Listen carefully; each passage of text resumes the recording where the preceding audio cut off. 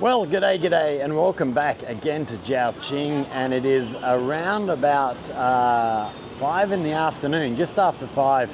See behind us, lots of school kids out and about.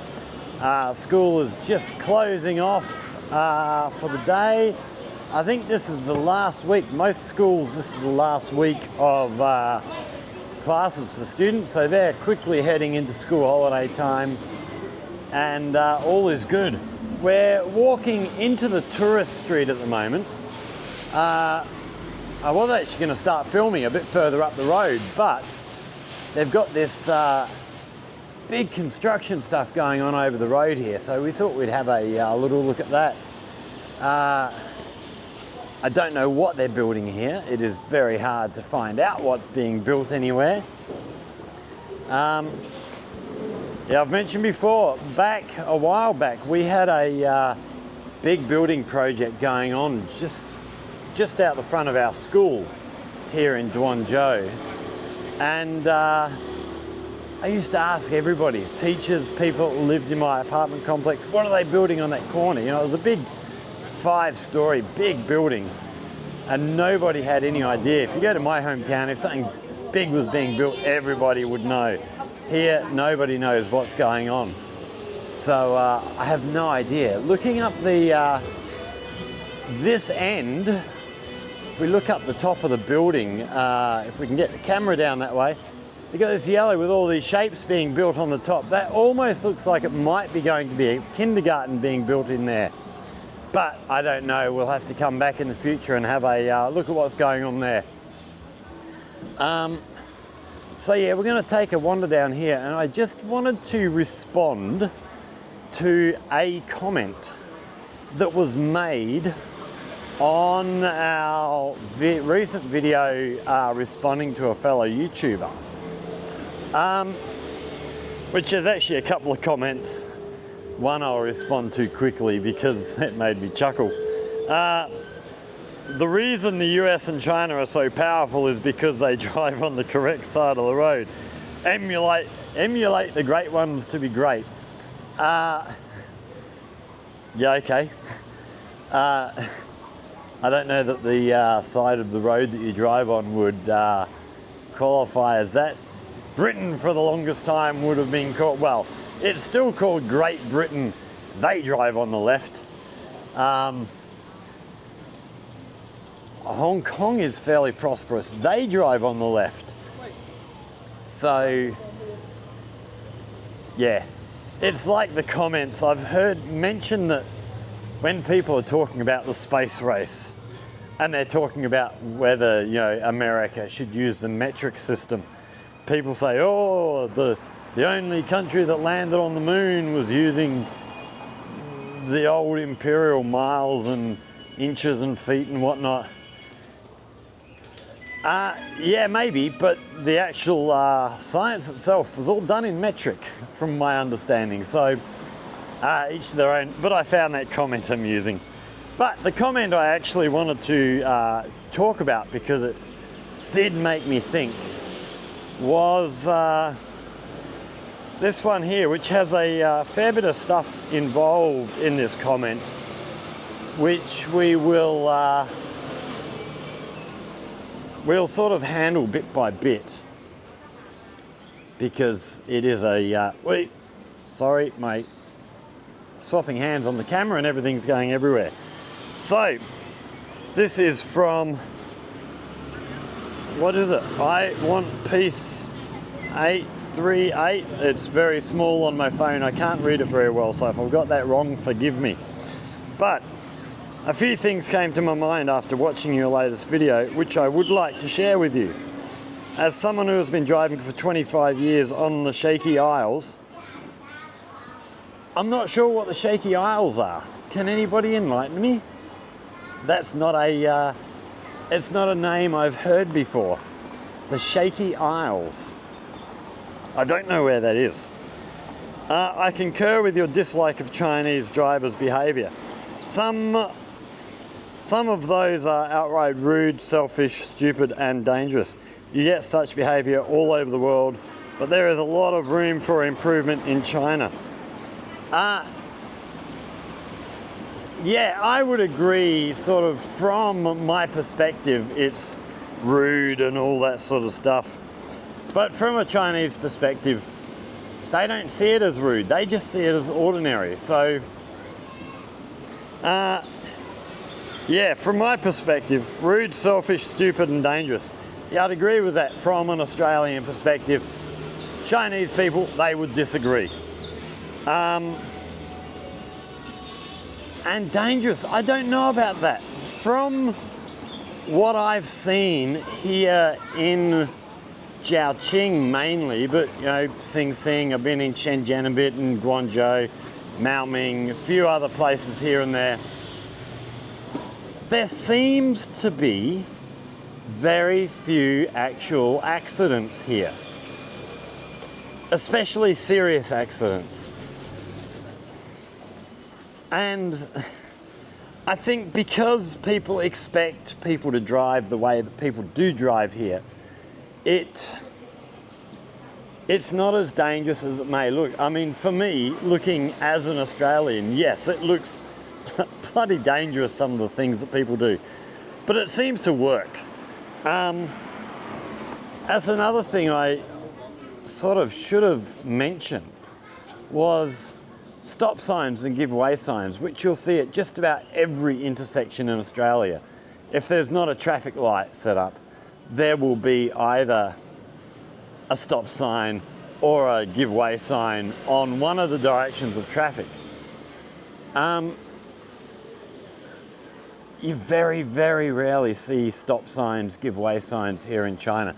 I don't think I've ever seen a give way sign. Very, very occasionally you'll see a stop sign. So it is a different mindset to driving here. Jiaoqing is not the worst. I don't know about that. I have not travelled enough to be able to say that there's worse places or better places than Jiaoqing. I don't know. Maybe, maybe not. Right, my other pet hate would be smoking inside restaurants, which I don't have to explain more. Yeah, as a smoker myself, I'm perfectly okay with smoking being banned in restaurants. Most restaurants you go to here in Jiaoqing will have no smoking signs put up around the place. The thing is, they'll have the no smoking signs, but then if you ask for an ashtray, they'll bring you an ashtray. So the no smoking signs are almost like an advisory thing. They're not actually a something that is... What's going on here? Have we got some sort of new arcade or something down here? Or maybe it's just a restaurant. We'll have a look on our way back. Yeah, the smoking thing here, a lot of people do still smoke. It is still a very, very common thing. I'm perfectly fine with smoking being, you know, even as a smoker, banned smoking in restaurants, no problem. If you want a cigarette, go outside. Bars, a bit different because people are drinking, and I find there's a lot of people who will smoke when they go to bars who don't smoke normally. I do tend to, if I go to a bar, if they have an outside area, I still tend to take my drink outside, have a cigarette outside, because I don't like to annoy other people. But if there's lots of other people in the bar smoking anyway, I tend to just go with it. Yeah, don't let it bother me too much. Yeah, I think smoking is a little bit too under-regulated here. Whereas if you go to Australia, I think it is way, way over-regulated. The price of cigarettes in Australia is absolutely ridiculous. They say they keep jacking the price up because they want to try and force people to stop. I don't believe them, really. If you really want to force people to stop smoking, ban tobacco products and quit being hypocrites and being quite happy to take the tax revenue. yeah, if it is that bad, which I agree it's not healthy, but if it's that bad and you really want people to stop, ban it outright. They ban, lots of other drugs because they're bad for us. Why not do the same with cigarettes, with tobacco? Because they make lots of money out of it. As to foreigners, I think those who are willing to stay throughout the difficult times are more likely to be friends of Chinese people. More likely, maybe not. I think that also depends on how much of a social person you are. As I said in the video, I'm not really that much into hanging out with people. I'm pretty happy just chilling out on my own. And in fact, I'm more than happy chilling out on my own. So I'm probably not really friendly with as many Chinese people as I could be. But that's just me. Yeah, I don't know that staying through the pandemic necessarily meant anything. I think you get a lot of Chinese people will admire you more. I've told people that I stayed here, I didn't go home for the pandemic, and they go, oh wow, that's so brave, rah rah. And I just think, well, it wasn't brave, it was a carefully thought out decision. After speaking to medical people and stuff, I decided that it's probably not going to be that much of a problem during the pandemic here.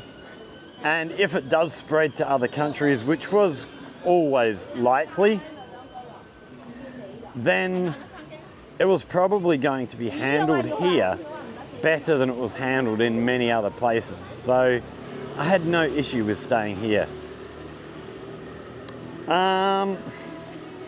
They might even have to overcome, okay, the newcomers would be those who are less likely to have bias towards China.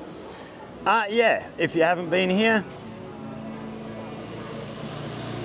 you are still going to be sort of under the influence of what you have heard in the past. You are going to be under the influence of other influences, basically.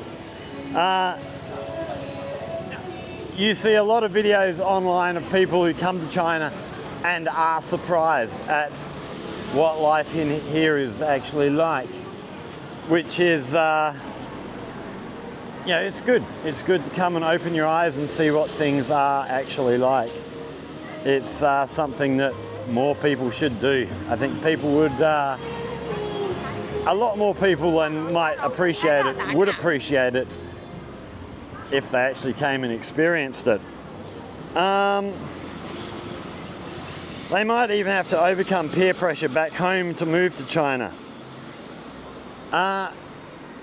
Yes, I know people who have been here and people have questioned them before coming. What do you want to go there for? Rah, rah, rah. Because a lot of people have heard the negative stuff. A lot of people believe what they hear. And it's not until you get here that things become more clear.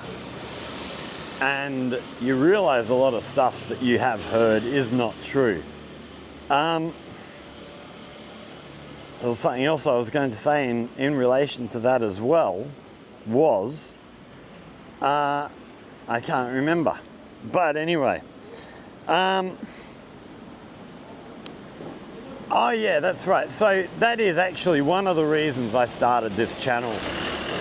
It was just to show day-to-day life here, show what things are like, and give a different perspective. It's why I don't do a lot of editing. It's why a lot of my videos are very long. A lot of my videos I could cut down from an hour to 10 minutes. But then you're cutting out a lot of stuff that you just see around the place. And I want people to be able to just see everything. There's nothing hidden. I show you whatever I see. Less likely to be womanizers, I suppose. Well, maybe. But there's women come here as well. Are they less likely to be manonizers? I don't know. I think, again, that depends on the individuals. And like I said, if someone wants to be a womanizer, that's up to them. That's, you know, if that's what gives their life fulfillment, good luck to them. It's just not my lifestyle. The All Positive China content YouTube channels serve a purpose. In a world where anti-China propaganda runs rampant, we need a bit more weight on the other side of the scale. So yes, I agree wholeheartedly. That was another reason I sort of got into doing this, was I saw so much stuff coming out that was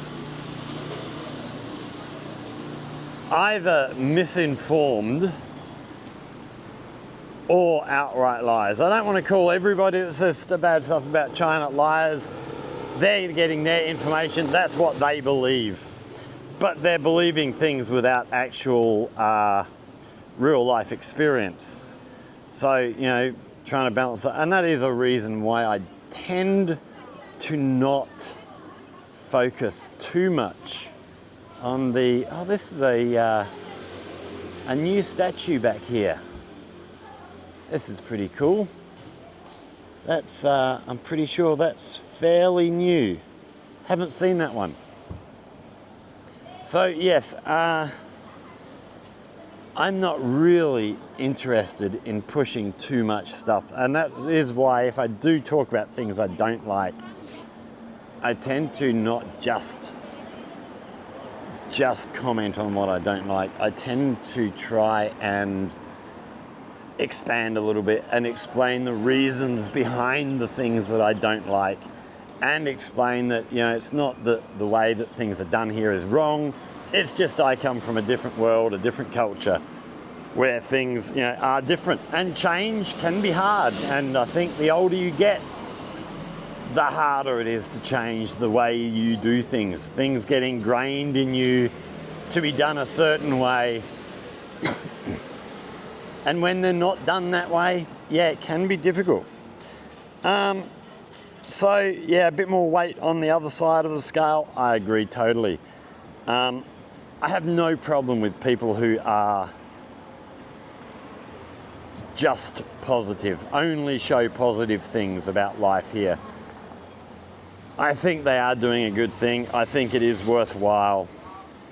I don't want to give ammunition to the anti-China people, so I do keep my negative stuff to a very, very minimum.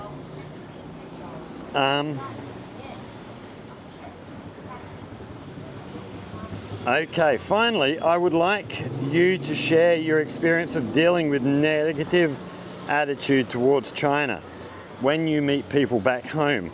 I understand that there's not much good things said about China in Oz. How do you communicate with fellow Aussies who have never been to China but thought they knew better?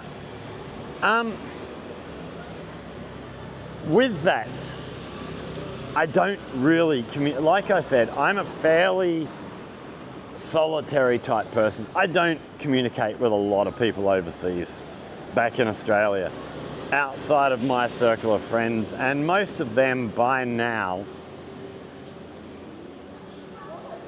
know that, you know, what I've told them is things here are not as they appear to be in Western media. I don't get very many negative comments on my channel. I've had a couple of people comment things that they thought, and they sort of thought I was wrong, but once we sort of conversed a little bit, they realized that, okay, they were misinformed, or things weren't quite as simple as maybe they thought. So yeah, I've been very lucky so far on the channel in that most people are very open to listen and watch and believe what they see with their own eyes, you know. I think as my channel gets bigger, as I get more subscribers and my videos are seen further afield, I will probably attract some of those negative negative people, the China haters. I have no doubt some of them will come up, and we'll have to deal with some of them.